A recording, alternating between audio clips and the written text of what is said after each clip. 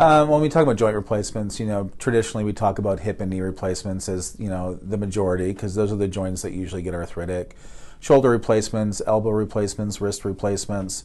For my part, for the most part, we're doing shoulders, hips, and knees.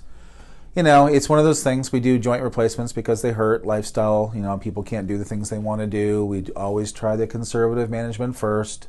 Anti-inflammatories, icing, modifying your activities. We can do steroid and artificial joint fluid injections, things like that to help lubricate the knees.